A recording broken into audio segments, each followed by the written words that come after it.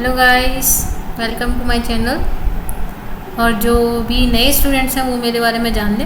यहाँ पे मैं आपको सिलेबस कंप्लीट करवाने वाली हूँ एमसीए और बीसीए का 1 बाय 1, ठीक है। और मेरा नाम शिवानी शर्मा है। देखिए, हमने प्रीवियस वीडियो में पढ़ा था क्या, डिस्ट्रीब्यूटेड ऑपरेटिंग सिस्टम पढ़ा था आपने, हैंडहेल्ड पढ़े थे, है ना। पर्सनल कंप्यूटर्स क्या होते हैं ये सब देखा था आपने, single user operating system etcetera.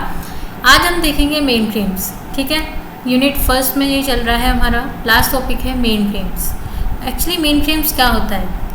Main frame जो होता है वो एक लार्ज कंप्यूटर होता है, साइज़ जो है उसका बहुत ही बड़ा होता है और वो कैपेबल होता है वो लार्ज अमाउंट ऑफ जो प्रोसेसिंग होती है उनको हैंडल करने में, ठीक है। जो लार्ज अमाउंट ऑफ प्रोसेस है उनको ये क्विकली हैंडल कर लेता है, ठीक है। ये एक्चुअली ये कहाँ यूज़ किया जाता है? बड़े बड़े इंस्टीट्यूशंस में यूज़ किया जाता है। गवर्नमेंट एजेंसीज़ हैं या लार्ज कॉर्पोरेशंस हैं, उनमें ऐसे मेन कंप्यूटर्स की ज़रूरत पड़ती है।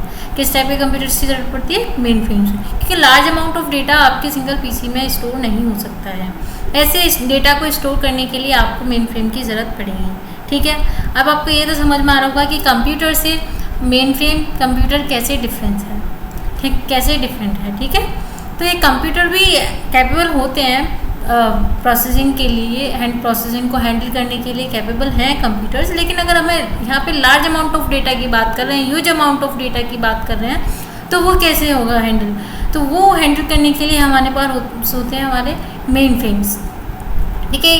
देखिए यहाँ पे आपको एक दिख रहा है इमेज में कि देखो क्या साइज़ होता है मेन फ्रेम का, कितने बड़े होते हैं, एक रूम के बराबर की, कितने एक बड़े रूम के बराबर के इनका जो है साइज़ होता है। और देखो मेन फ्रेम्स की जॉब्स क्या हैं, जो इनके अंदर आ रहा है। देखो, एप्लीकेशन डेवलपर है, एंड यूज़र है, सिस्टम प्रोग्रामर है, आपके प्रोडक्शन कॉन्ट्रैक्ट एनालाइजर हैं, ये सारे इन सब की जॉब्स को कौन हैंडल करेगा? आपका मेन फ्रेम। कौन हैंडल करेगा? मेन फ्रेम, ठीक है। देखो अब क्या बात करते हैं कि इसका डेवलपमेंट कब हुआ था मेन फ्रेम्स का। मेन फ्रेम्स जो कंप्यूटर हैं वो डेवलप हुए थे आपके 1950 में, ठीक है। स्टिल अभी तक वही यूज़ हो रहे हैं। आपका लार्ज अमाउंट ऑफ डेटा है वो कहाँ यूज़ होता है? मेन फ्रेम में हो रहा है। तो देखो वहाँ पे क्या, जैसे बैच सिस्टम अपन ने पढ़ा था, उसमें क्या हो रहा था, सिंपल बैच सिस्टम में भी जो हमारा सेम टाइप को डेटा था ना, उसको भी ग्रुप करके हम क्या कर रहे थे, ऑपरेटर को दे रहे थे सबमिट करके। ऑपरेटर उसको क्या करता था, डिवाइस को देता था, इनपुट डिवाइसेस को। तो वैसा ही सेम काम यहाँ हो रहा है कि सब क्या होगा कि सारे जो भी आपके डेवलपर हैं या फिर कोई एंड यूज़र है, सिस्टम प्रोग्रामर है, सबका डेटा ग्रुप करके कहाँ जा रहा है? मेन फ्रेम से। और मेन फ्रेम इसको क्या करेगा? प्रोसेसिंग करेगा इन सब की। डिफरेंट टाइप्स ऑफ प्रोग्राम्स को ये हैंडल करता है, मल्टीपल प्रोग्राम्स की हैंडलिंग ये कर सकता है, ठीक है। यानी कि जो एप्लीकेशन मल्टीपल जो एप्लीकेशंस पे रन हो रही है वो तो छोटी है, लेकिन लार्ज अमाउंट में है वो, है ना। ये बात करना चाह रहे हैं एक्चुअली हम। तो लार्ज अमाउंट ऑफ डेटा की बात कर रहे हैं, डेटा तो स्मॉल ही है, लेकिन हम लार्ज अमाउंट ऑफ डेटा की बात कर रहे हैं, वो हमारा स्टोर कहाँ हो रहा है? मेन फ्रेम कंप्यूटर्स में। डेवलपमेंट कब हुआ? 1950 में इसका डेवलप्ड हुआ, ठीक है, ये डेवलप्ड हुआ। और यहाँ पे जो हाई वॉल्यूम है, हाई वॉल्यूम ऑफ इनपुट है, वो हमारा हैंडल किया जाता है। एक्चुअली क्यों डिज़ाइन किए गए हैं मेन फ्रेम कंप्यूटर? डिज़ाइन किए गए हैं कि वो जो large amount of high volume of input है उसको हैंडल करने के लिए, और जो कंप्यूटेशनल स्पीड है उसको ऑप्टिमाइज करने के लिए। तो जो स्पीड होती है मेन फ्रेम की, वो कितनी स्पीड होती है? एक्चुअली इसकी जो स्पीड होती है वो मिलियन इंस्ट्रक्शंस पर सेकंड होती है। इसकी जो स्पीड है मेन फ्रेम्स की, वो स्पीड कितनी है? वो एक्सप्रेस की जाती है भाई कि मिलियन इंस्ट्रक्शंस पर सेकंड। इंपॉर्टेंट पॉइंट है, ठीक है। तो डेवलपमेंट से पहले भी हमारे पास कंप्यूटर, पावरफुल पर्सनल कंप्यूटर्स थे, ठीक है। बहुत सारे हमारे पास जो है पर्सनल कंप्यूटर्स है, वहाँ पे डेटा तो वहाँ पे भी हैंडल हो रहा था, लेकिन वहाँ पे इतना डेटा, इतना large amount of data store नहीं कर सकते ना हम अपने पीसीज में।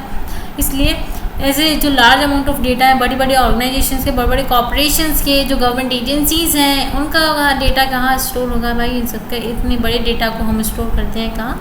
मेन फ्रेम्स पे, उनके काम आते हैं, ठीक है। देखो नेक्स्ट अब देख लीजिए कि मेन फ्रेम्स कैसे डिफरेंट है आपका सुपर कंप्यूटर से। सुपर कंप्यूटर और मेन फ्रेम्स में डिफरेंट क्या है? देखो मेन फ्रेम्स तो हमको समझ में आ रहा है कि वो फास्ट प्रोसेसिंग और थ्रूपुट के लिए है। यहाँ पर large amount of data store किया जाता है। फास्ट प्रोसेसिंग कैसे है आपको समझ में आना है। यहाँ पे कैसे फास्ट प्रोसेसिंग, मिलियन इंस्ट्रक्शंस पर सेकंड वर्क चल रहा है तो फास्ट प्रोसेसिंग तो होगी ही, ठीक है। मल्टीपल जो इनपुट्स हैं उनको सेम टाइम पे हैंडल कर रहा है ये। लेकिन सुपर कंप्यूटर की बात की जाती है, ये वहाँ पे यूज़ किए जाते हैं जहाँ पे हमें क्या पड़ती है, क्लोजल अमाउंट ऑफ डेटा के साथ ये यूज़ किए जाते हैं। जहाँ पे जैसे हमें वेदर को प्रिडिक्ट करना है या किसी कॉम्प्लेक्स मैथमेटिकल मॉडल्स हैं उनकी प्रॉब्लम को सॉल्व करना है या कंप्यूटेशन है उनके लिए यूज़ करना है। एक्चुअली मेजरली जो सुपर कंप्यूटर्स हैं वो हमारे यूज़ किए जाते हैं रिसर्च के लिए। मेनली ये जो है ओनली रिसर्च के लिए यूज़ किए जाते हैं आपके सुपर कंप्यूटर्स। अब देखो आप इनके कुछ एडवांटेजेस हैं, ठीक है। किसके, आपके सुपर कंप्यूटर के एडवांटेजेस हैं कि the processing speed is very fast, we already discuss about it. Then next one is can handle multiple input at the same time, yes अपन ने भी देखा। Redundancy can withstand failure of part without affecting the function of rest of the computer. Other function को बिना effect किए ये जो है अगर कोई पार्ट भी फेलियर हो जाता है तो इसका अफेक्ट कोई दूसरे पार्ट पर नहीं पड़ेगा, ये वाली बात है एक्चुअली, है ना। Always available as once started, हमेशा ही क्या रहता है, अवेलेबल रहता है। एक बार स्टार्ट किया they will remain on for rest of the time. Then next one है क्या, रिलायबिलिटी। रिलायबिलिटी होती है अगर एक नोट फुल, जैसे कि हमने पढ़ा था रिलायबिलिटी की, ये रिलायबल है। अगर एक पार्ट इसका डिफॉल्ट हो जाता है, फेल हो जाता है तो दूसरे किसी सिस्टम को उसकी परफॉर्मेंस पे कोई इफेक्ट नहीं पड़ेगा, ठीक है। ये हो जाती है हमारी रिलायबिलिटी। अब इस एडवांटेजेस हैं हर, ठीक है, तो डिसएडवांटेजेस भी कुछ होंगे ही सही। देखो इसके डिसएडवांटेजेस क्या क्या हैं।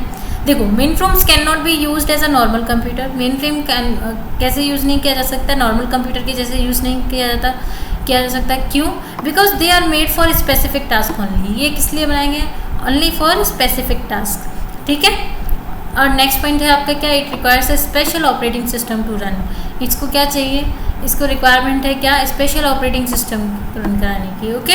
और कैसे होते हैं, साइज़ में बड़े हैं, ठीक है, एक्सपेंसिव भी होंगे, किसी स्पेशल पर्पज़ के लिए यूज़ कर रहे हैं तो एक्सपेंसिव भी होते हैं, ठीक है। मेनली यूज, नेक्स्ट पॉइंट है आपका mainly use for commercial purpose like transaction processing. Mainly कहाँ यूज़ किए जाते हैं, कमर्शियल पर्पसेस के लिए, आपके बिजनेस इन्वायरमेंट के लिए, आपकी बड़ी बड़ी ऑर्गेनाइजेशंस हैं उनको यूज़ करने के लिए। ट्रांजेक्शन प्रोसेसिंग, जैसे आगे आपको बैंक स्टेटमेंट निकालनी है तो वो बैंक स्टेटमेंट्स कहाँ पे आपकी स्टोर होंगी। ये लार्ज अमाउंट ऑफ डेटा है, बैंक स्टेटमेंट किसी एक एम्प्लॉय के तो स्टेटमेंट्स है नहीं, बहुत सारे यहाँ पे आपके एम्प्लॉयज़ हैं जो कनेक्टेड होंगे बैंक से, उन सब की स्टेटमेंट्स कैसे निकल, वो कहाँ पे स्टोर होंगी स्टेटमेंट सारी, आपकी मेन फ्रेम में स्टोर होंगी, तो वहाँ ट्रांजेक्शन प्रोसेसिंग में ये यूज़ हो जाता है। ऐसे ही फिर कैन नॉट कैलकुलेट और solve complex problems like a super computer. जैसे सुपर कंप्यूटर्स आपका complex problem, complex mathematical models की जो प्रॉब्लम्स को सॉल्व कर रहा है, ऐसे ही मेन फ्रेम जो है वो उनको सॉल्व नहीं कर सकते हैं, है ना। ये होता है आपका मेन फ्रेम्स और सुपर कंप्यूटर में डिफरेंस। और आपने देखे यहाँ पे एडवांटेजेस और डिसएडवांटेजेस। नेक्स्ट पॉइंट है आपका मेन फ्रेम्स की एप्लीकेशंस। देखिए मेन फ्रेम के एप्लीकेशंस क्या हैं, देखो आज में जितने भी वेबसाइट्स हैं, ठीक है, उन सब का डेटा आपका कहाँ स्टोर हो रहा है, मेन फ्रेम होस्ट उनको होस्ट कर रहा है, ठीक है। जो भी प्रोडक्शन हो रहा है डेटाबेस का, वो सारे प्रोडक्शन, सारी वेबसाइट्स, आपका जो प्रोडक्शन डेटाबेस है वो आपका कहाँ होस्ट होता है, उस सारी वेबसाइट का जो प्रोडक्शन डेटा है वो कब, सब मेन फ्रेम होस्ट पर ही होगा, ठीक है। आपका जो अभी के एनवायरनमेंट की बात करें तो हमारा जो भी है सारे जो मेन फ्रेम्स है वो क्या कर रहा है, सारे प्लेस को कवर्ड कर रहा है अभी का जो बिजनेस एनवायरनमेंट है उसके, ठीक है। कहाँ कहाँ भाई यूज़ हो सकता है, in banking, financing, health care, insurance, utilities, governments and a wide range of various other public and private enterprises, okay.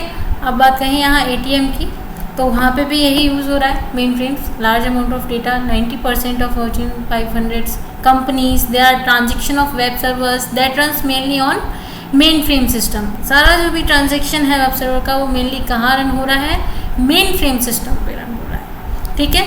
तो ये है आज आपका पूरा टॉपिक कवर होता है मेन फ्रेम के बारे में, पूरा कंप्लीट जो जितना भी हो सकता है वो मैंने पूरा कवर करने की कोशिश की है आपका, ठीक है। मेन फ्रेम क्या होता है, उसका डेवलपमेंट कब हुआ है, उस मेन फ्रेम कैसे डिफरेंट है सुपर कंप्यूटर से, और आपके इसके क्या एडवांटेजेस हैं, क्या डिसएडवांटेजेस हैं। देन आपके देखे थे मैंने इसमें मेन फ्रेम ऑपरेटिंग सिस्टम की क्या क्या एप्लीकेशंस हैं वो सब आपने देखे, ठीक है गाइस। तो आज की वीडियो में बस इतना ही, अब नेक्स्ट अपन देखेंगे, ठीक है। नेक्स्ट वीडियो में। वो नेक्स्ट, अब ये तो फर्स्ट यूनिट कवर हो चुकी है, या फर्स्ट यूनिट आज हमारी कवर हो चुकी है, अब नेक्स्ट यूनिट की बात करेंगे, ठीक है। तो thank you so much and bye bye.